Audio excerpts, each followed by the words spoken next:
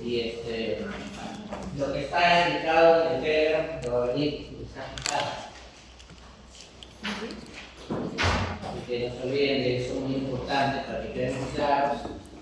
Muy bien, entonces, de nuestra clase de fisiología, porque el año pasado que he llevado, saben, el músculo cardíaco es un músculo especializado que tiene como función transmitir la señal eléctrica a través de primero el nódulo auricular, luego el nódulo auriculoventricular, a través de las as de His, rama derecha e izquierda, y finalmente terminando en las fibras de Purkinje, ¿no? Muy sencillo. El nódulo auricular tiene una frecuencia cardíaca con un marcapasos cardíaco de más o menos 60 a 100 por minuto. Luego, a través de las vías internodales pasa al nódulo auriculoventricular, que tiene de 60 a 40 por minuto. Y finalmente las de Fries y fibras de Purkinje tienen una frecuencia cardíaca de 40 o menos. Muy bien, entonces, acá vemos que mientras más arriba están, menos tienen potencial de acción.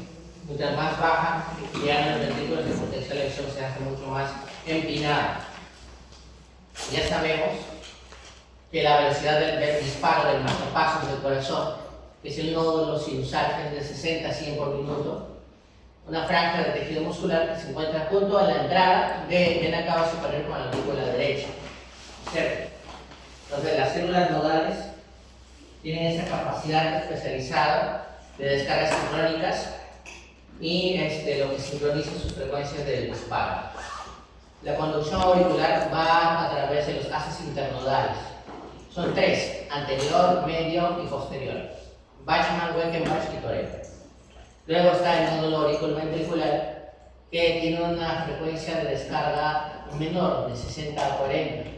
Tiene regiones que tienen diferencias en cuanto a sus transducciones, en su capacidad de conducción, y tiene como objetivo regular la frecuencia cardíaca, coordinarla entre aurículas y ventrículos.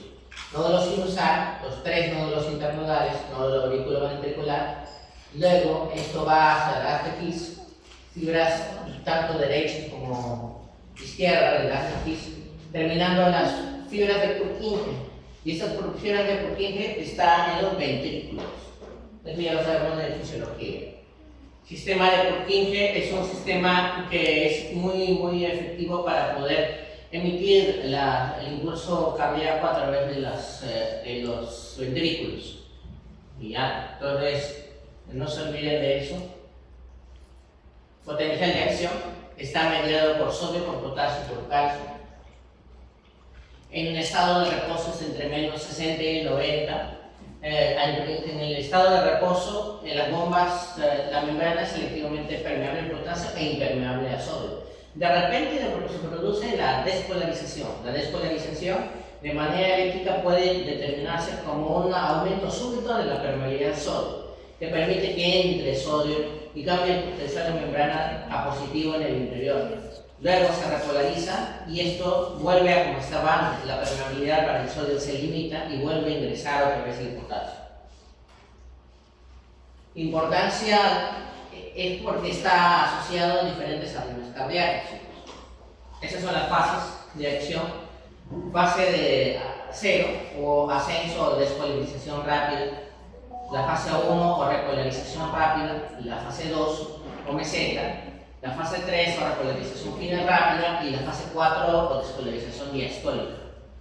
Entonces, fase 1, fase 0, comprende el intervalo QRS.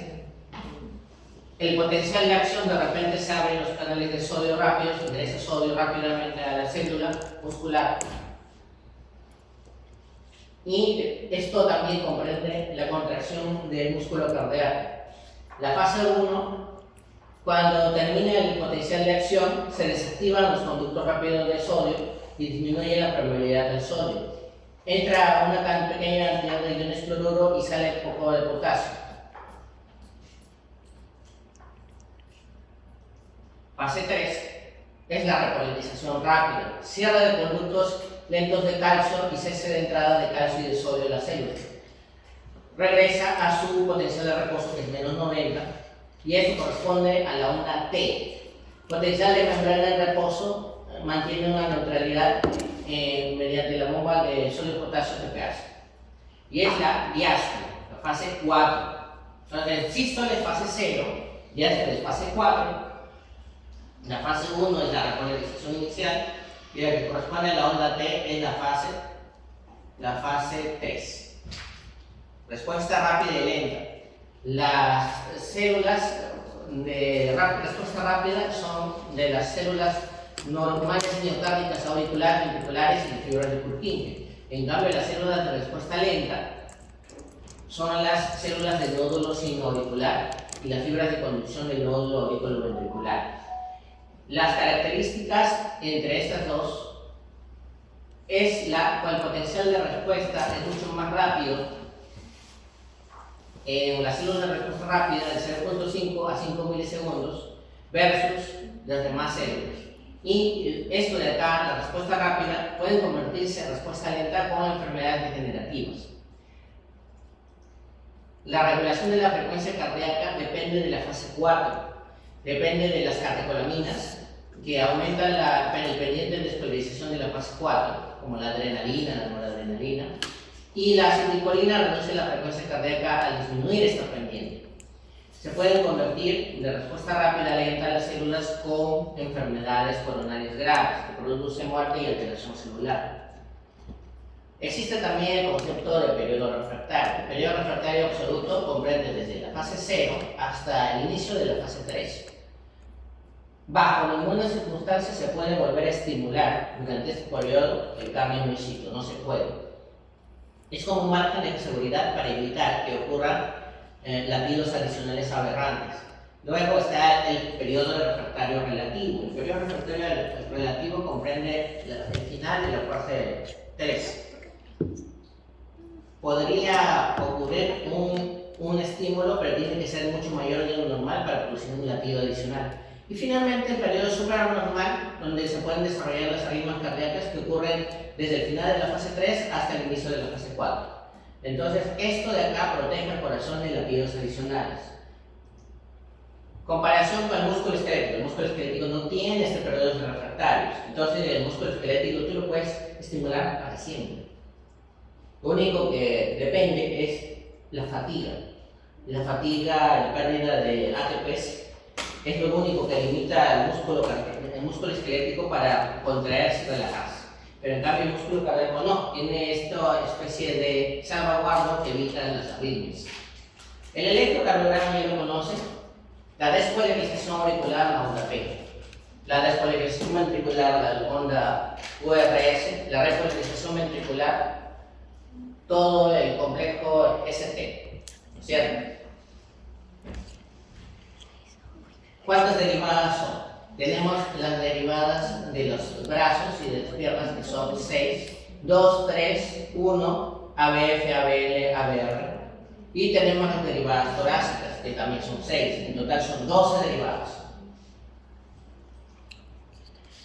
El EKG entonces nos sirve como un registro gráfico. Representa cada una de las cosas, ya lo hemos visto.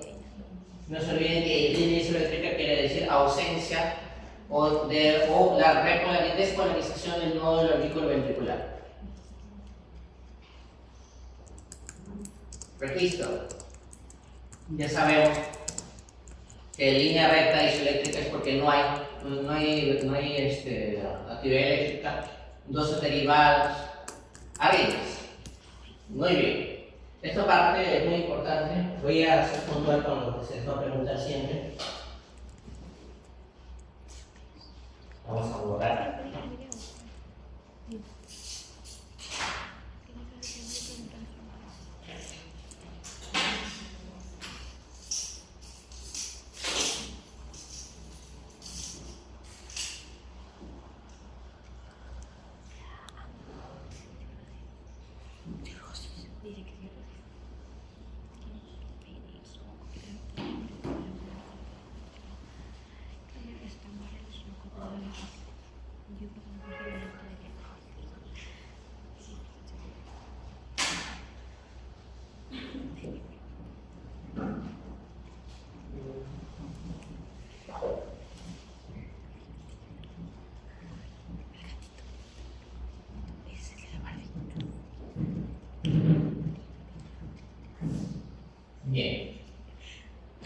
arritmias cardíacas.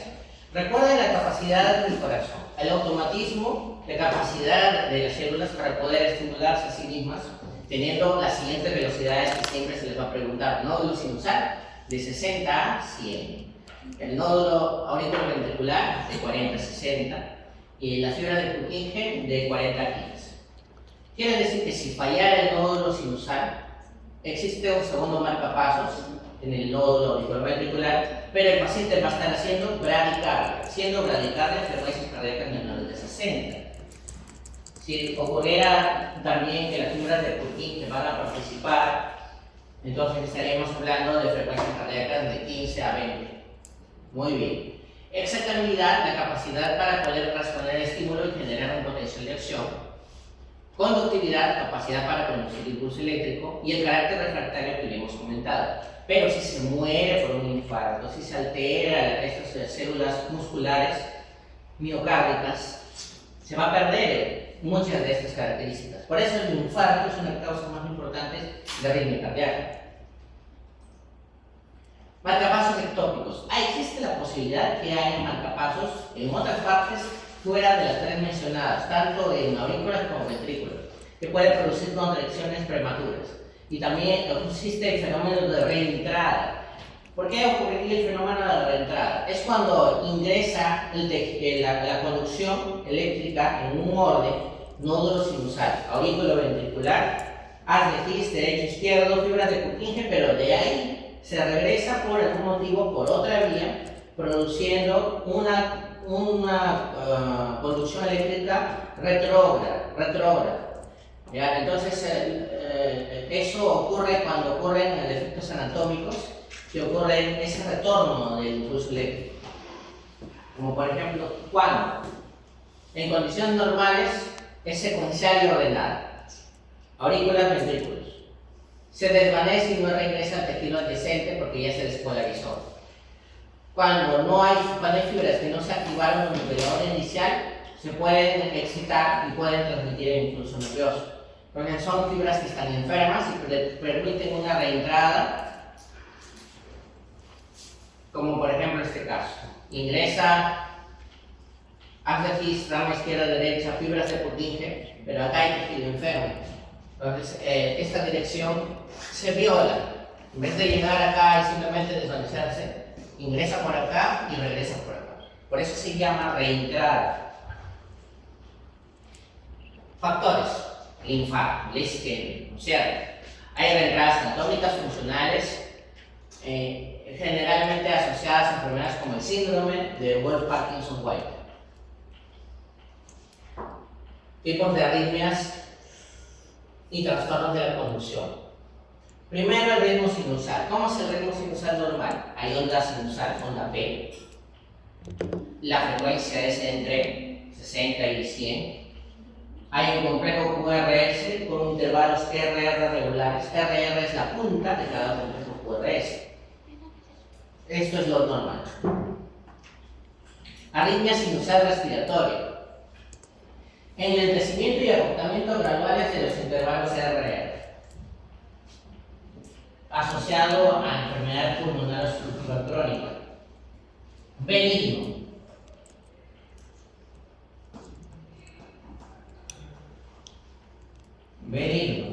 Entonces ustedes ven que el intervalo RR es irregular, no es igual. Hay onda P, hay QRS, todo correcto. Y el paciente tiene antecedentes de ECO, la respuesta del examen es arritmia sinusal respiratoria.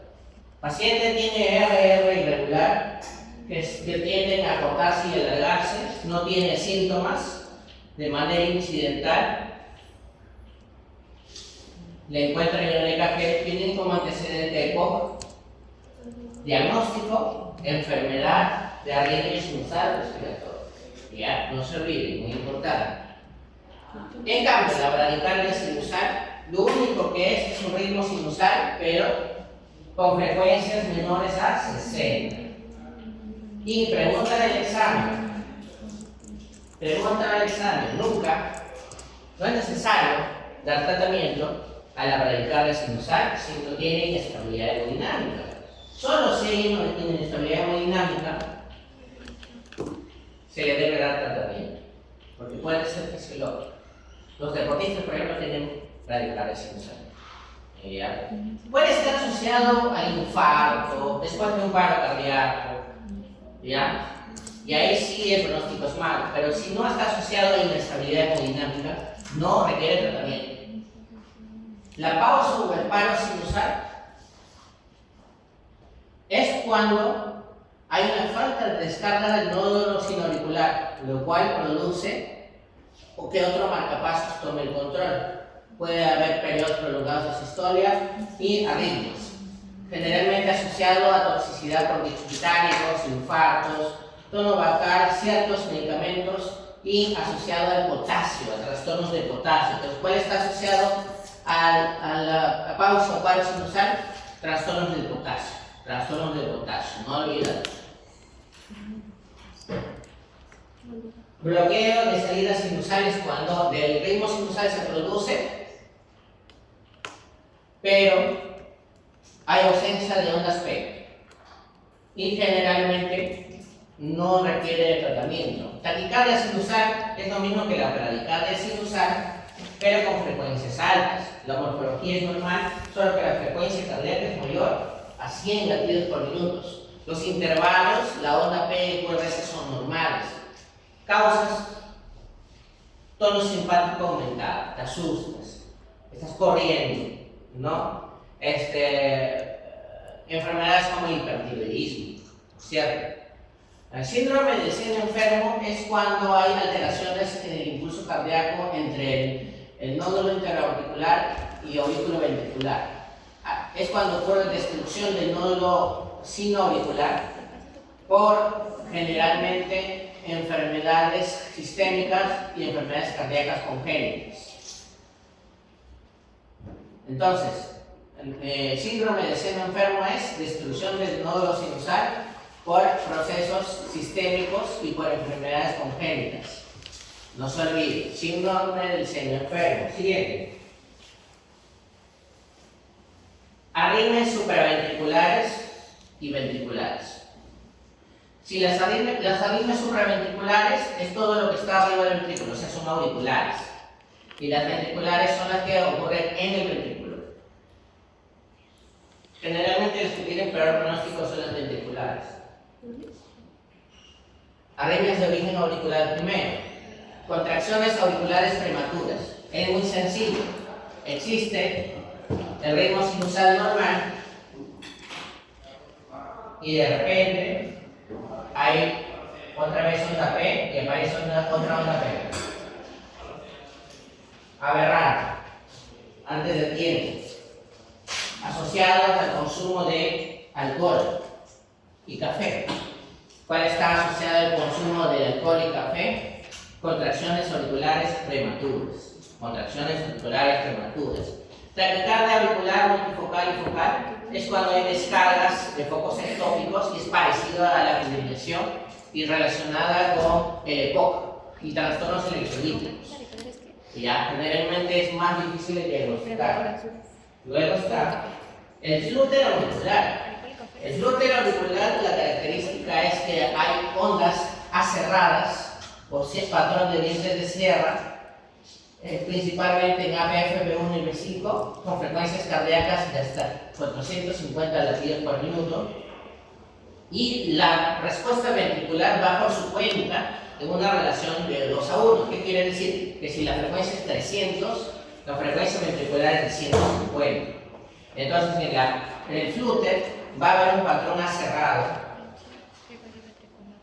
Y cada cierto tiempo va a aparecer un complejo otra vez. Y estas sierras son casi del tamaño y la forma normal. Este es un flúter. En cambio, la fibrilación es diferente. La fibrilación auricular es un patrón irregular, donde hay unas ondas de fibrilación.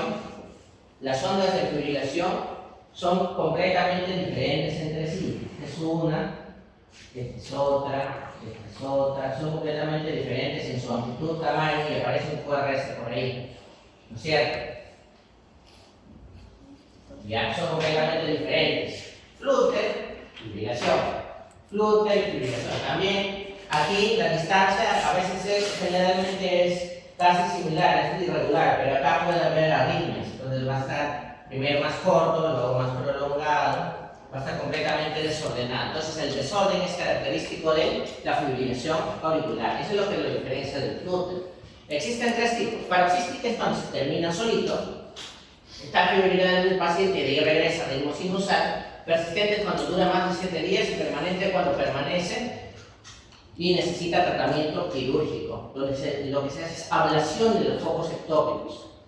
La frecuencia auricular va hasta 600 y la respuesta ventricular entre 80 a 100 sin tratamiento, 180 sin tratamiento. ¿Ya? Esta es la enfermedad que está asociada a tromboembolismo, por el desorden que tiene estos latidos. Mayor flujo turbulento, mayor riesgo de tromboembolismo, ACV isquémico, infarto miocardio, ¿cierto?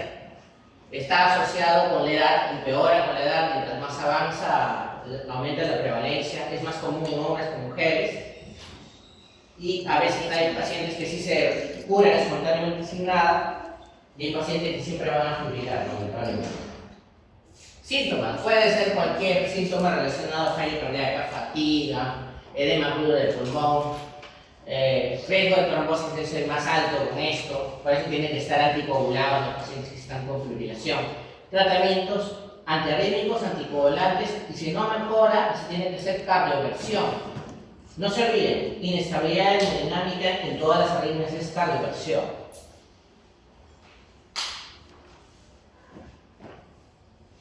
Este es un flúter y esta es la fibrilación. ¿Cuál es la diferencia? Ondas cerradas, casi del mismo tamaño.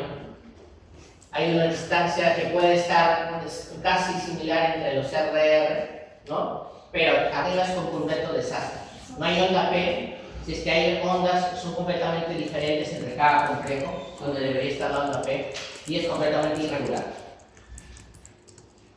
La fibrilación auricular, el flúter, ¿ya? Contracciones auriculares prematuras, aquí está una contracción auricular prematura, es esto de que aparece de la nada. Taquicardia auricular paroxística, aparece y desaparece, ¿no? Entonces, ¿cuál está asociada al consumo de alcohol? Esta de acá, y café, ¿no es cierto? ¿Cuál está asociada con los tromboembolismos? A la fibrilación, ¿no es cierto? ¿No? Bien de sencillo. Taquicardia paroxística supraventricular, la frecuencia está en 140 y 240, asociada a ritmos de entrada, síntomas asintomáticos, puede haber disnea, taquicardia, sensación de palpitación. El tratamiento a fármacos antiarrítmicos. Como dice su nombre mismo, paroxística quiere decir que viene y se va. Son episodios. Arritmias de la unión. Recuerden, si el nódulo sinusal no produce el estímulo, la unión auriculoventricular tiene una frecuencia entre 40 y 60. Entonces, esta arritmia va a tener una arritmia de 40 y 60, hasta la tendencia a la hora de carga. Hay taquicardias de las uniones no paroxísticas que están asociadas a tejidos de la unión que están aberrantes, y eso sí puede producir taquicardias entre 70 y 130. ¿Ya? Puede haber ondas P, porque hay latidos P, pero también hay estímulos del ritmo de la unión no paroxística. Pacientes que hayan tenido un infarto, por ejemplo, son los que están con mayor riesgo de hacer esos estímulos no paroxísticos de la unión. También hay trastornos de la conducción y frecuencia ventricular. Recuerden que a partir de lo que es el impulso nodal auriculoventricular se va al haz de Hillis y a las fibras de Purkinje en ese orden, puede haber un bloqueo de rama. El bloqueo de rama, no se olviden, es cuando el complejo QRS es mucho mayor a 0.12 segundos. Ese es el bloqueo de rama. Síndrome del QT largo es cuando el QT está prolongado y puede ser de causa congénita como adquirido. ¿Quién produce el síndrome del QT largo? El haloperidol, la quetiapina, algunos medicamentos antiarrítmicos, lamentablemente, los digitálicos. Puede producir arritmia cardíaca y insuficiencia cardíaca. Luego está la taquicardia helicoidal, cuando hay una taquicardia ventricular polimórfica, puede ser trastornos en lo que es el equilibrio de los electrolitos, y esto puede pasar a paro cardíaco. Es completamente importante darle sulfato de magnesio. Sulfato de magnesio. Arritmias ventriculares. Todo eso que hablamos es la auricular. Ventriculares. ¿Dónde empiezan las arritmias ventriculares? Las contracciones ventriculares prematuras comienzan en marcapasos ventriculares ectópicos. Comienzan en ventrículo. Ya, asociado a un volumen diastólico insuficiente, asociado a cardiomiopatía, hay epigeminismo, asociado a infecciones, a procesos sépticos. Entonces, las contracciones ventriculares o extrasístoles ventriculares prematuras, ¿cómo sería? Sería así. Tienes tu complejo P, QRS, y de repente tienes esto. Contracción ventricular. Contracción ventricular prematura. Taquicardia ventricular, frecuencias cardíacas elevadas, complejos QRS anchos, altos y anómalos que pueden ser uniformes o polimórficos de más de 0.2 segundos, de complejos anchos, taquicardia ventricular. Taquicardia ventricular. No hay impulso auricular, solo hay llenado diastólico y eso puede producir gasto cardíaco. Entonces, si no hay impulso auricular, no va a llegar a recarga de los ventrículos y eso puede producir shock. Por eso es muy importante dar el tratamiento. ¿Ya? Hay sostenido y no sostenido más de 30 segundos, menos de 30 segundos de duración. Y finalmente está la fibrilación ventricular. ¿Cuál es la diferencia entre taquicardia y fibrilación? Muy simple. En la fibrilación ventricular no hay pulso, porque el corazón está temblando sin contracción cardíaca. Entonces el paciente está muerto y se tiene que hacer RCP y desfibrilación urgente, reanimación cardiopulmonar. Esa es la diferencia entre fibrilación ventricular y taquicardia ventricular. No hay latido cardíaco, no hay pulso. Ya, paciente fallecido. Reanimación y desfibrilación urgente. ¿Ya? Trastorno de la conducción auriculoventricular. Recuerden que hay una unión auriculoventricular que está relacionada al nódulo auriculoventricular, al asa auriculoventricular, y eso sería el intervalo PR. Intervalo PR. Entonces, va a haber un retraso de la transmisión, también llamado PR corto, y eso se le llama bloqueo auriculoventricular. Y hay 3 tipos de bloqueo auriculoventricular. Entonces, bloqueo auriculoventricular, cuando hay trastorno de la conducción auriculoventricular, es cuando el intervalo PR es más de 0.2 segundos. Y se divide en bloqueo auriculoventricular de primer grado. Ya, todo lo demás está normal, el ritmo es regular, la frecuencia, todo es bueno, pero el intervalo PR es mayor de 0.2 segundos. Generalmente es asintomático, no requiere tratamiento. Luego está el bloqueo auriculoventricular de segundo grado, que se divide en auriculoventricular de segundo grado, Walkenbach 1 y Walkenbach 2. Y luego está el bloqueo auriculoventricular de tercer grado. El MOVIX 1, voy a borrar esto. No, ahora se puede. En el MOVIX 1, el intervalo PR es largo y se prolonga con el tiempo.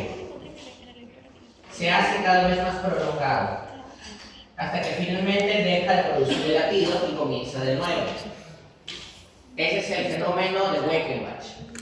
Se prolonga el PR más y de repente deja de haber complejo QRS y de ahí otra vez empieza. Este es benigno. En cambio, el MOVIX tipo 2 es un bloqueo intermitente en el cual simplemente algunos ondas P producen latido y otros no. Por ejemplo, acá no produce latido casi. El problema es que el más peligroso es el MOVIX tipo 2 porque está asociada a muerte súbita, porque está asociada a bloqueo completo cardíaco. ¿Qué quiere decir? Que de la nada uno sí, uno no, uno sí, uno no, y de la nada no, muerte del paciente. Entonces, pregunta de examen: ¿cuál de todos los bloqueos auriculoventriculares tienen peor pronóstico. El bloqueo tipo MOBIS 2 de tipo segundo grado. Tipo segundo grado. El bloqueo AV de tercer grado completo, o también llamado disociación auriculoventricular, es cuando hay una disociación completa entre aurícula y ventrículo y por ende el ventrículo va por su cuenta, ventrículo late así y en la aurícula late por su cuenta así. Onda P, onda P, onda P. Entonces está completamente disociado, desordenado. ¿Ya? Aquí puede haber falla cardíaca con el tiempo. La frecuencia de los complejos QRS es de 30 a 40, porque acuérdense que en las fibras de Purkinje que His tiene un marcapasos de 40, ¿no es cierto? Y por eso se produce que los complejos QRS tienen esta frecuencia lenta, pero la onda PSI tiene una frecuencia más alta. Entonces puede haber síncope, o sea que de repente, como hay episodios de bajo gasto cardíaco, cuando llega sangre al cerebro, el paciente se desmaya y puede tener insuficiencia cardíaca con el tiempo. Entonces, resumen, bloqueo auricular de primer grado, todo normal, excepto el intervalo PR más de 0.2 segundos, ¿no es cierto? Bloqueo auriculoventricular de segundo grado se divide en Wackenbach o MOBITS 1 y luego MOBITS 2. MOBITS 1 o Wackenbach se prolonga y de repente deja de latir. Y de ahí empieza otra vez. En el MOBITS 2, algunos producen latidos y puede que de la nada deje de producir. Muerte súbita, que tiene peor pronóstico. Y el bloqueo completo auriculoventricular, las ondas P van por su cuenta y los complejos QRS van por su cuenta, no van armónicamente de la mano. Va por su cuenta a 40 por minuto y el PA va a 100 a 60 por minuto, completamente desordenada, ¿no? Completamente desordenada. Insuficiencia cardíaca, Wackenbach, uno puede producir insuficiencia cardíaca, pero MOBITS 2 necesita tratamiento con marcapasos porque produce muerte súbita. Y de primer grado es asintomático, no requiere tratamiento. Bien. Arritmias hereditarias, el QT largo puede estar asociado a problemas hereditarios y el QT corto también. También está síndrome de Brugada, asociado también a elevación de ST en B1, B3, prolongación de QT. Taquicardia ventricular colinérgica, taquicardia dependiente de emociones fuertes, es aquel paciente que hace taquicardias extremas por un problema de dependencia a la adrenalina y noradrenalina, y este paciente sí o sí va a tener que usar beta bloqueadores. Diagnóstico de EKG, Holter y grabador intermitente del EKG. ¿Cuál es la diferencia? El EKG es una vez nada más. El Holter es un registro de 48 horas continuas sin parar y el grabador de EKG intermitente solo empieza a hacer una grabación del EKG cuando el paciente empieza a hacer síntomas, si no permanece apagado la máquina. Esa es la diferencia entre el Holter y la grabadora intermitente del EKG. Este es el tratamiento, ya seguramente en farmacología lo deben haber visto o lo van a ver en algún momento. Esas son las clases de fármacos antirrítmicos y cada uno tiene sus indicaciones en realidad, pero la que se utiliza como el fármaco de elección casi para todo es la amiodarona, aunque no es lo indicado. Por ejemplo, la taquicardia paroxística supraventricular se utiliza alexina. Las extrasístoles ventriculares prematuras se utiliza lidocaína, que es un bloqueador de canales de sodio, que sería uno B. ¿Ya? Entonces, pero generalmente se usa amiodarona, que es un bloqueador de canales de potasio, para lo que viene siendo la mayoría de arritmias cardíacas, ¿no? Muy bien, y ahora vamos a pasar al último tema, ese tema tan sencillo: insuficiencia, estenosis, valvulopatías. Entonces, 4 puntos clave. El primero, en cuanto a las valvulopatías que producen significancia clínica, que producen más riesgo a la vida del paciente, son las valvulopatías del lado izquierdo, por las presiones elevadas que se manejan acá. Las del derecho no tanto, ¿no es cierto? 2. La característica de la válvula es evitar el flujo retrógrado, es decir, se cierra y evita que se regrese la sangre a la cámara anterior, ¿no es cierto? Ya. 3. Lo que es estenosis se puede decir como una especie de acortamiento del agujero de salida. La insuficiencia es todo lo contrario, es una apertura excesiva que evita el cierre completo, ¿no? Y finalmente, obviamente está asociada a un problema del soplo cardíaco, ¿cierto? Entonces, lo que nos compete en realidad son las cardiopatías valvulares o valvulopatías del lado izquierdo, ¿no? Teniendo los problemas de estenosis aórtico-mitral, insuficiencia aórtico-mitral como las más importantes.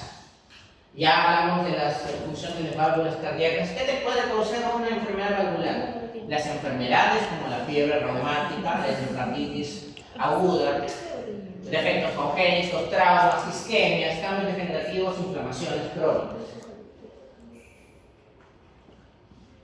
Estenosis valvular es el estrechamiento, lo que hace que el flujo disminuya a la siguiente cámara. La insuficiencia valvular, el cierre incompleto que produce regurgitación.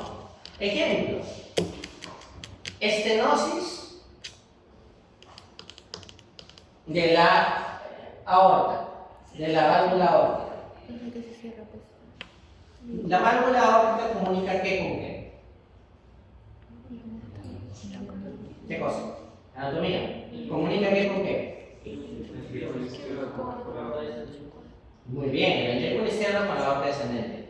Si está estrecho el orificio de salida, va a haber un flujo insuficiente hacia la aorta.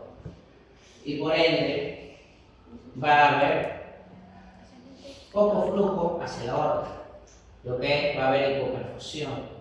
¿Cuál es el síntoma más frecuente de la estenosis aórtica? Fatiga y síndrome. ¿Cierto? Ya. En cambio, si hay estenosis mitral, va a haber un pobre flujo. ¿Qué es lo que comunica la válvula mitral?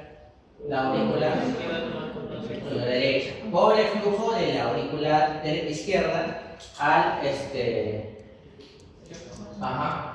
Pobre. ¿Y qué es lo que va a producir? La aurícula se va a congestionar y retrógradamente va a haber, ¿qué cosa? Disney. Congestión, falla cardíaca izquierda. Falla cardíaca izquierda. Y edema pulmonar. La sintomatología de la estenosis mitral es edema pulmonar. Pero ¿qué más? Al estar congestionada la aurícula izquierda, también va a haber focos arritmogénicos, arritmias, ¿no es cierto? Y también puede haber pobre gasto cardíaco porque no va a haber buena precarga, porque no va a pasar mucha sangre al ventrículo izquierdo, ¿no? Entonces, como pueden ver, todo es razonamiento. Entonces pasemos, ya hablamos de esto. La ecocardiografía es lo que nos permite ver este tipo de patología, porque por el flujo Doppler mide flujo. Entonces, ¿puedes ver una estenosis? Sí. ¿Pueden ver una regurgitación que se regresa la sangre? También, ¿no es cierto? Muy bien, entonces, la estenosis mitral. En la estenosis mitral va a haber un pobre flujo de sangre desde la aurícula hacia el ventrículo. Entonces, se va a llenar de sangre la aurícula, se va a congestionar, no va a pasar mucho al ventrículo. La primera causa es la fiebre reumática. Defectos congénitos, calcificación del anillo valvular con la edad. Fibrosis y rigidez. Cuerdas tendinosas acortadas, aumento de resistencia al flujo, tamaño del orificio valvular, presión de impulso y tiempo de flujo durante la sístole están alterados. El tamaño va a estar alterado también, lo normal sea de 4.2 a 5. Congestión pulmonar, falla cardíaca izquierda, ¿no? Si está congestionado la aurícula, también va a estar congestionado el pulmón, ¿no? Y por ende, retrógradamente va a haber hipertensión pulmonar en etapas avanzadas, hipertensión pulmonar con falla cardíaca derecha. ¿Recuerdan? La falla cardíaca derecha, su principal causa es la falla cardíaca izquierda, ¿no? Arritmias auriculares porque está congestionado y es sobreestimulado de sangre. Y va a producirse trombos murales y riesgo de embolización debido a fibrilación producida por estenosis mitral. Causa de estenosis mitral, fibrilación auricular. Tromboembolismos. Todo va de la mano. Diagnóstico ya saben, y medicamentos se tienen que simplemente, medicamentos que disminuyen la precarga, como diuréticos, ¿no? Y obviamente reemplazo quirúrgico de la válvula. En cambio, la insuficiencia es el cierre incompleto. Entonces va a haber un flujo anterógrado y regurgitante. Al haber un cierre incompleto del valvula mitral y producirse la sístole, la sangre debería irse a la aorta todo, pero no se van a la aorta. Una parte regurgita hacia la aurícula izquierda, porque se cierra incompleto. Insuficiencia mitral, insuficiencia mitral. Entonces, ¿qué sintomatología van a hacer? Van a ver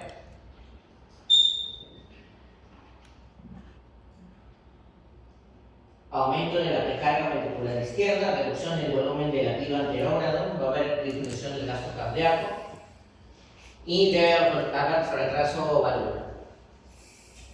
Entonces va a haber igualito, ¿no? Falla cardíaca izquierda.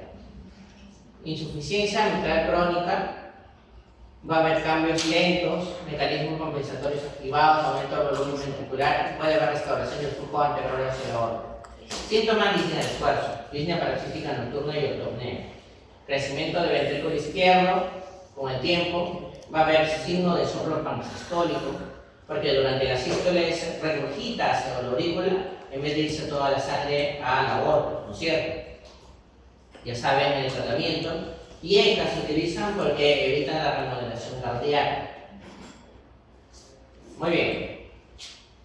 Prolapso mitral es raro, ocurre en personas con enfermedades de tejido conectivo como síndrome de Marfan. Puede haber asintomáticos o puede haber disnea. Ya saben que el ecodoppler es el diagnóstico. Estenosis. Aumento de la resistencia de la expulsión de la sangre del ventrículo izquierdo a la aorta. Malformación congénita de la válvula. Calcificación adquirida de la válvula normal con 3 válvulas. Entonces, acá va a haber, ¿qué va a haber? Pobre pasaje del ventrículo izquierdo a la aorta. Entonces, acá, ¿qué síntomas van a haber?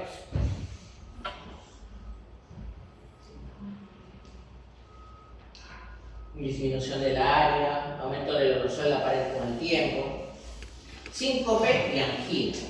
Estos son los principales síntomas de la estenosis aórtica. ¿Por qué? Porque no se olviden que la base de la aorta está las coronares. Entonces va a haber síncope y angina. ¿Ya? Entonces va a haber disnea de esfuerzo, disminución de tolerancia al esfuerzo, síncope y angina. Va a ocurrir un soplo sistólico intenso, un segundo recorrido cardíaco único con separación paradójica, ya saben el tratamiento y también el reemplazo valvular. Insuficiencia aórtica. La insuficiencia aórtica, la causa principal puede ser la fiebre reumática, la endocarditis infecciosa, diversos tipos de problemas cicatriciales.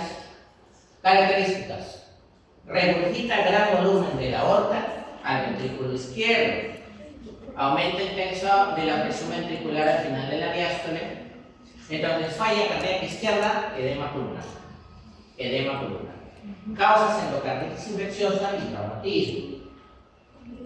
Inicio gradual, va a haber crecimiento progresivo del ventrículo izquierdo y va a haber un progreso lento durante décadas. Signos de falla cardíaca izquierda, signos y síntomas de disnea de esfuerzo, palpitaciones, va a haber ampliación del pulso arterial ampliado. ¿Cuál es la del pulso arterial? Es la diferencia entre la sístole y la diástole, no está muy ampliada. Va a haber estos pulsos, córrido, muset y quinque, que son pulsaciones sistólicas diferentes tipos de cuerpo, uno en el cuello, otro en la cabeza y otro en el lecho unguial. Va a haber pulso hipercinético y soplo orodiastólico descendente, asociado a esta regurgitación de alto flujo de sangre. Tratamiento reemplazo valvular, IECA otra vez. ¿Por qué IECA? Porque evitan el remodelamiento crónico cardíaco. ¿Ya? ¿Quieres? Sí, ¿cuánto falta? Muy bien, entonces vamos a ver acá. Vamos a ver si ahora.